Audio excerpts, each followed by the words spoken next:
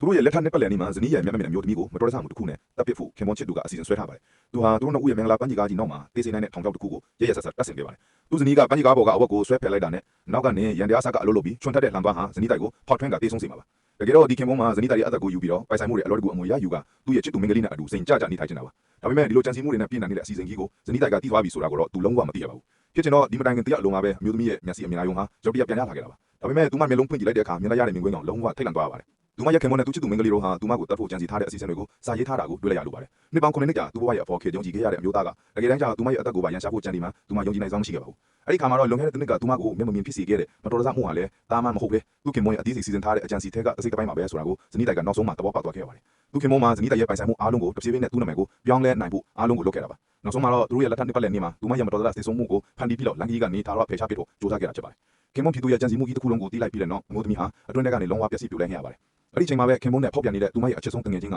အခန်းထဲကိုရောက်လာပါတယ်။သူမကဇနီးတိုင်ကိုကြောက်ရွံ့နေတဲ့ပုံစံမြင်လိုက်တဲ့အခါမျက်စိပြန်မြင်သွားပြီလားဆိုပြီးစိုးရင်တကြီးနဲ့ထိတ်လန့်သွားပါတယ်။ဒါကြောင့်သူမကနေမြင်နေရပြီလားလို့လင်းမြန်းစွာမေးလိုက်ပါတယ်။ဒါပေမဲ့အမျိုးသမီးမဖြေရသေးတဲ့အခါခင်မွန်းတစ်သူကလည်းအခန်းထဲရုတ်တရက်ရောက်လာပြီးသူ့ချစ်သူမင်္ဂလိကိုရင်ခွင်ထဲဆွဲသွင်းလိုက်ပါတယ်။ဇနီးတိုင်ကချက်ချင်းနားလည်လိုက်ပါပြီ။သူမမျက်စိပြန်မြင်နေတဲ့လေးဝက်ချက်ကိုသူမသာတီးသွားခင်သူမကိုချက်ချင်းတပ်ပစ်ကြမှာပါ။ဒါကြောင့်သူမကမျက်နှာမြင်နဲ့ဖြေဆက်လက်ဟန်ဆောင်နေခဲ့ပါတယ်။ဒါပေမဲ့တမန်ချင်းဖြစ်သူကတော့တန်တရားဝင်နေပြီဖြစ်ပါတယ်။ဒါနဲ့အမျိုးသမီးကတကယ်ကိုမျက်နှာမြင်ဟန်ဆောင်နေလားတကယ်ကိုမျက်နှာမြင်လားဆိုတာသိရဖို့ခင်မွန်းဖြစ်သူကခြုံထက်တဲ့စားတပွက်နဲ့မိလံကိုယူပြီးတော့သူမမျက်လုံးနဲ့အရန်နီးနဲ့အတီးကပ်ပြီးတော့ချောက်လိုက်ကြည့်ပါတယ်။ဒါပေမဲ့သူမကလုံးဝတည်ငြိမ်နေပါတယ်။အနေငယ်မြတောင်ရွှေချွားချမ်းမရှိပါဘူး။တကယ်ချင်းကတန်တရားကတော့ပြောင်းမသွားသေးတဲ့အတွက်ပိုပြီးအန်ဒီယမ်များတဲ့စမ်းသပ်မှုကိုလုပ်ဖို့ဆုံးဖြတ်လိုက်ပါတယ်။သူမက sulfuric acid ပလင်းတစ်လုံးကိုလက်ထဲကောက်ကင်ပြီးလာမျက်စင်ကရအောင်လို့ပြောလိုက်ပါတယ်။ဒီလိုမြင်လိုက်တဲ့အခါမျိုးသမီးဟာထိတ်လန့်တကြားမဲ့ရုတ်တရက်ထားလိုက်ပါတယ်။အဲ့ဒီကြောင့် sulfuric acid ပလင်းဟာလက်ထဲကနေလွတ်ကျပြီးကွဲသွားပါတော့တယ်။ဒီမြင်ကွင်းကိုမြင်လိုက်တဲ့ချစ်သူမင်္ဂလိကဒေါသနဲ့ယူသွန်းသွားပြီးတော့အမျိုးသမီးကိုအားနဲ့ပိတ်ရိုက်ဖို့လက်မြောက်လိုက်ပါတယ်။ဒါပေမဲ့အမျိုးသားကတားပြီးတော့အချိန်တိုင်းတော့သူမကိုလန်ကီကနေဖယ်ရှားကြမှာလို့ရှင်းပြလိုက်ပါတယ်။အဲ့ဒီချိန်မှာအမျိုးသမီးကရေတန်းစားလို့ရေလိုချင်တယ်လို့လိန်ပြောလိုက်ပြီးတော့သူတို့အခန်းထဲကနေထွက်သွားအောင်လုပ်လိုက်ပါတယ်။သူတို့နှစ်ယောက်အပြင်ကိုထွက်သွားတဲ့ပြန်ရင်လည်းမျိုးသမီးဟာအကူကြီးတောင်းဖို့တစုံတစ်ယောက်ကိုစားတော့ message ပို့နိုင်ဖို့ဖုန်းကိုအလျံမြန်ရှာဖွေပါတယ်။ဒါပေမဲ့အဲ့ဒီချိန်မှာတော့ခင်မွန်းကနောက်ကနေရုတ်တရက်ပေါ်လာပါတယ်။သူ့ကိုမြင်လိုက်တဲ့အမျိုးသမီးကလန့်သွားပြီးတော့ဖုန်းကိုချမ်းပေါ်ကိုချက်ချင်းပစ်လိုက်ပါတယ်။ခင်မွန်းဖြစ်သူကဖုန်းကိုကောက်ယူပြီးဖုန်းနဲ့ဘာလို့နေတာလဲလို့တန်တရားဖြစ်တဲ့လေထန်းနဲ့မေးပါတယ်။ဒါပေမဲ့ဇနီးတိုက်ကအခြေအနေကိုလေးများစွာထိန်းချုပ်ပြီး